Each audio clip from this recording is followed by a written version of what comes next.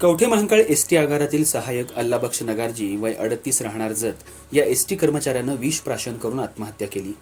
2.5 वर्षापूर्वी नगारजी यांची जत येथून कवठे महांकाळ इथं बदली झाली होती। बदलीमुळे नाराज असलेले नगारजी यांनी जत इथं पुन्हा बदलीसाठी कवठे महांकाळ आगार प्रमुख महेश जाधव यांच्याकडे 2 वेळा विनंती अर्ज केला होता।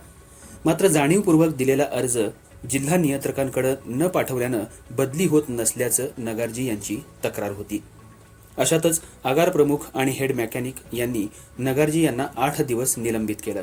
नगारजी यांनी दिनांक 16 रोजी एसटी जिल्हा नियंत्रकांकडे अर्ज करून त्यात माझ्या बदलीसाठी केलेला अर्ज आपल्याकडे पाठवला नसल्याचं आणि डेपोतले वरिष्ठ अधिकारी यांच्याकडून वारंवार शारीरिक, मानसिक, आर्थिक नुकसान होत आहे, या सर्व कारणांमुळे आत्महत्या करणार आहे, मला न्याय मिळावा असं म्हटलं होतं। या अर्जाची प्रत काही मित्रांनाही त्यांनी पाठवली।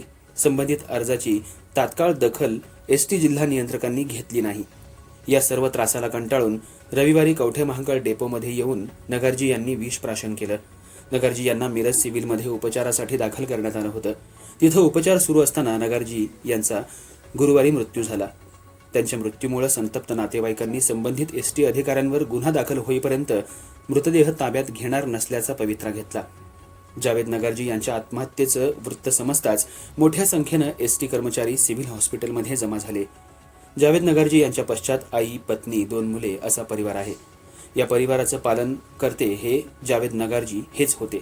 अनपेक्षितपणे त्यांच्या जाण्यानं कुटुंबावर कोसळलेल्या संकटाला जबाबदार असणाऱ्या संबंधितांवर तात्काळ गुन्हे दाखल करून योग्य तो न्याय मिळावा अशी याचना कुटुंब आणि नातेवाईकांच्याकडून होत आहे। अर्थराज्य न्यूज मराठीसाठी कवठे महांकाळ प्रतिनिधी जगन्नाथ सकट।